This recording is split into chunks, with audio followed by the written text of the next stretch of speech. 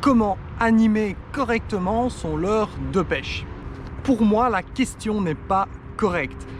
Comment animer correctement son leurre de pêche? Il n'existe pas de bonne manière pour animer son leurre. C'est une question de feeling et de comment tu vas t'adapter à la situation. Quel poisson va mordre ou pas à ton leurre?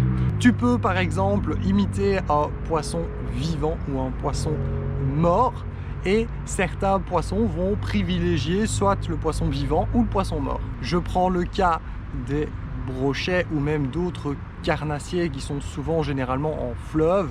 Ils ont tendance à aller plus sur le fond lorsque c'est l'hiver, et donc tu vas devoir les pêcher vraiment sur le fond, aller gratter le fond de l'eau pour pouvoir déclencher les touches. En grattant le fond de l'eau, tu vas généralement imiter un poisson mort. Donc ces poissons qui vont tout doucement commencer à hiberner, si on peut dire ça pour des poissons, eh bien ils vont avoir tendance à être opportunistes. Ils vont éviter de dépenser de l'énergie pour aller chasser, pour aller se nourrir. Donc s'ils voient un poisson qui est mort juste à côté d'eux et qui se débat encore un petit peu, eh bien ils vont pouvoir aller l'attaquer beaucoup plus facilement qu'un poisson qui va être vivant et qui va passer comme ça devant eux. Donc il faut vraiment s'adapter à la situation de pêche, aux poissons pêchés. Il n'existe pas de bonne manière d'animer son leurre. Maintenant, je peux te donner différentes situations où certaines animations vont être beaucoup plus efficaces que d'autres. Tu as tout simplement la première situation que je t'ai déjà dite, c'est-à-dire en hiver avec les poissons carnassiers ils vont rentrer dans un état un peu de somnolence, et donc pour se nourrir, ils vont dépenser le moins d'énergie possible. Donc des animations type poisson mort ou en presque fin de vie va beaucoup plus fonctionner en hiver. Lorsque les poissons sont actifs, et ça, cela va dépendre de tout un tas de facteurs différents, je ne saurais pas te dire quand les poissons sont plus actifs ou non, mais quand les poissons sont actifs, ils vont pouvoir faire des attaques réflexes, des attaques plus de domination de leur territoire, c'est-à-dire que si tu passes avec un gros leurre sur des territoires de brochets, ils vont aller attaquer ton leurre plus pour aller défendre leur territoire qu'autre chose. Ils vont évidemment être actifs pour se nourrir, donc ils vont aussi pouvoir aller attaquer des plus petites proies. D'ailleurs, ça va être généralement le cas vers le début printemps et début été. Généralement, on pêche début été, enfin cela dépend évidemment du pays dans lequel tu es et des réglementations de pêche.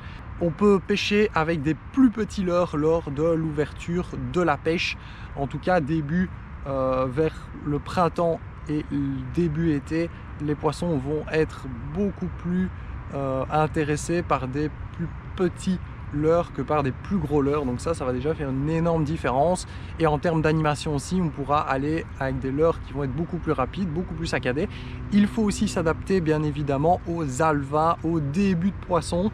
Tu regardes la taille des petits poissons qu'il y a dans l'eau et tu peux t'adapter tout simplement au type de taille de poisson que tu as dans l'eau, tout simplement parce que si tu pêches avec un trop gros leurre par rapport aux tout petits poissons que tu as dans l'eau, eh bien les poissons carnassiers, les prédateurs ne vont peut-être pas aller sur ton leurre, étant donné qu'ils vont voir une différence directement de taille. Dernier gros conseil pour l'animation de tes leurres, le poisson est loin d'être stupide. Comme tous les animaux, y compris les mammifères, tu peux observer tout simplement que lorsque tu mets un leurre, une imitation de quelque chose devant eux, ils vont être intéressés par cette imitation pendant quelques instants, mais après ils auront très vite compris que ce n'est pas réel.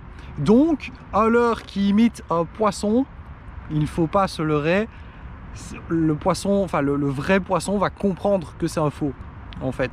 Et donc tout l'intérêt, la difficulté va être de pouvoir exciter, de pouvoir déclencher le poisson avant qu'il comprenne que c'est un leurre. Si tu as un chat par exemple, tu peux faire l'expérience de lui mettre une petite souris en leurre, la même petite souris en tissu ou en plastique. Il va s'amuser avec pendant quelques temps, mais après il va très vite comprendre que ce n'est pas une vraie souris. Certains animaux vont quand même continuer à jouer avec, tout simplement parce qu'ils aiment bien et que c'est un peu un jouet, c'est comme nous aussi, voilà, mais il va tout simplement savoir que ce n'est pas vrai. Et c'est pareil pour les poissons. Donc il faut soigner son animation le plus possible, essayer d'être le plus fin possible lorsqu'on anime un leurre pour pouvoir imiter le plus possible un vrai poisson, de manière à ce que le prédateur qui approche du leurre ne comprenne pas tout de suite que c'est un leurre et qu'il l'attaque avant même qu'il ait compris que c'est un faux poisson. Voilà, c'est ça en fait qu'il faut essayer de faire.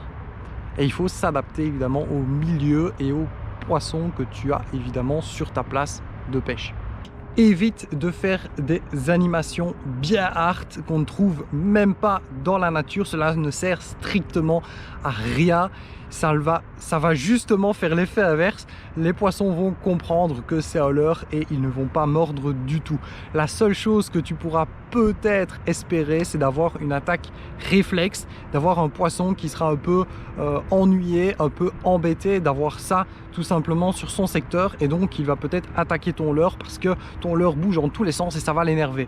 Mais c'est juste ça que tu pourras peut-être déclencher avec une attaque, avec une animation un peu hard. Donc évite quand même d'avoir des animations complètement ridicules et qui ne fonctionnent strictement pas.